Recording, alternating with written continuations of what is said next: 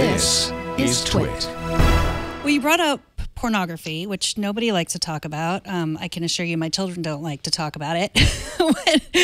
But they like to talk about it with each other. They don't like to talk about it with you. Me. Yes, that's true. That is true. But I mean, I've just read a lot, listened to the Butterfly Effect, which is a podcast about the pornography industry and how many just how prevalent it is. And and I've read that, you've answered questions too, and I don't want to scare people, but it is just something that people don't feel comfortable talking about. People don't feel comfortable talking about kids and sexuality at all.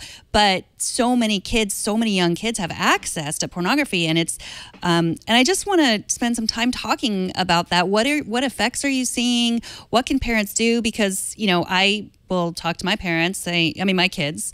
I don't want to talk to my parents about it either. I will talk to my kids and say, I know this is prevalent. Like, I heard about it on a podcast. And so I just want to let you know it's normal for you to want to, and it's our expectation that you won't with, our devices. But if you need to talk about it, and they basically say, Mom, that's disgusting. Please stop talking about that. What do you say? What are your suggestions about parents? How young should you address this with children? And I know there's no such thing as a parental control that can keep kids from seeing it. So what do we do? Well, I think this is one of the places where our double standard in society of feeling that sex is wrong or immoral, but also, we're strongly attracted to it, which is in fact biological. And we get caught in the right and wrong values debate. And as a physician and as a child health researcher, I think that it helps us all to take a step back and say, okay, let's not talk about morality here. Let's talk about, just as we do with violent media or with media portraying smoking or drinking, let's talk about how exposure to these materials changes us at different ages in different ways, et cetera. I've seen data that indicates that the average first age of exposure to porn, usually inadvertently because they have very effective cookies to draw you into these places, that it is now 9 years old. And we need, as a society, to take a step back and say, what are we doing in terms of educating children to healthy sex, to healthy relationships, to respecting each other, to not objectifying each other, and for tying sex to relationship, to commitment, to consequences of sex. And so what I am seeing in terms of clinical outcomes is not so much that these kids get in trouble with extreme sex, so much as that they either treat sex like a commodity, so that, because they can see it with one click on screen where it's easily available, where it seems like everybody wants it and everybody gets it.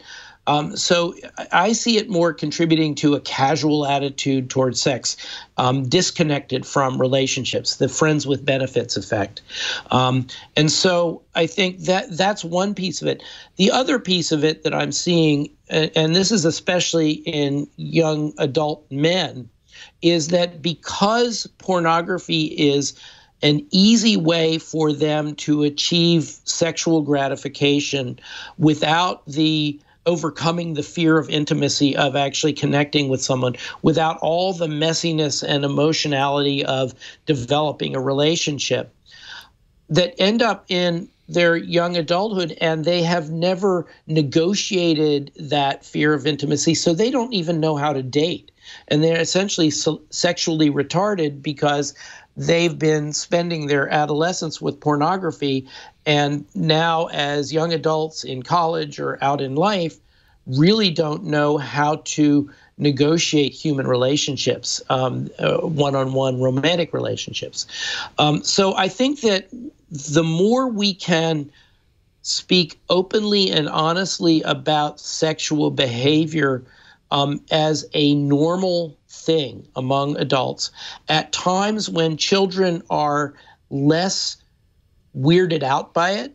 As weirded out as your 14-year-old is, when she was 9 or 8, they're not weirded out by it. It just doesn't mean anything to them. And in some ways, I have sort of a strange family because both my wife and I are adolescent medicine physicians. So we hand out condoms like M&Ms.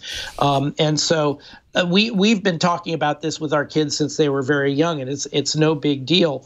But I think that may not be such a bad model for having sex come out of the darkness as a normal, healthy human behavior for the right people at the right time, and not make it into this dirty situation that should be hush-hush and embarrassing. And finally, the one thing I would also add to that is that sometimes these young people who have spent a lot of time with porn feel very inadequate, both in their own anatomy and their behaviors as well as those of their partner, because they're comparing them against these kind of super sex objects. I mean, isn't that a case with all of social media to some extent? I mean, it's the Instagram and, it's like when we grew up, it was magazines, but now, it's just, we're spending so much time on these websites with these pictures perfectly, fixed up so that it doesn't look like reality anymore. Absolutely. But when we were with magazines looking at pop stars and movie stars and things like that.